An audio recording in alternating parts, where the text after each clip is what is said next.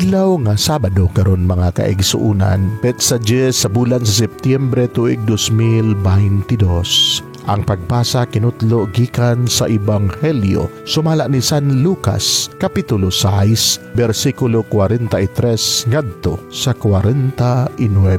Si Jesus mingon ngadto sa iyang mga tinun-an, ang maayo nga kahoy dili mamungag walay pulos nga bunga. Ang masakiton nga kahoy dili mamungag maayong bunga. Ang matag usa ka kahoy maila sa kaugalingon niyang bunga. Dili ka makapuog igos gikan sa sampinit o ubas gikan sa kadyapa. Ang maayong tao magsultig maayo gikan sa maayong mga butang nga naa sa iyang kasing-kasing. Panang tao nga dautan magbuhat og dautan gikan sa mangilad nga mga butang nga anaa sa iyang kasing-kasing. Kay kun unsa ang anaa sa kasing-kasing sa tao, mauusab ang iyang isulti. Nganong nagtawag man kamo kanako Ginoo, Ginoo, nga dili man kamo mubuhat sa akong gisugo kaninyo. Ipakita ko kaninyo sa unsa may sama ang tao nga muduol kanako unya mamati sa akong gisulti og matuman kini. Sama siya sa tao nga nagtukod og balay,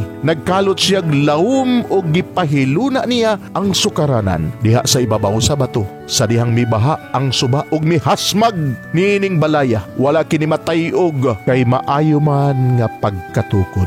Apan ang tao nga namati sa akong gisulti og dili mo tuman nini, may sama sa usa ka tawo nga nagtukod og balay diha sa yuta nga wala niya butangig sukaranan. Sa dihang mihasmag nini ang baha, napukan dayon kini og hingpit ang pagkagunob sa maong balay. Mga igsuon, ang Ebanghelyo sa Ginoo. Daygon ikaw o Kristo.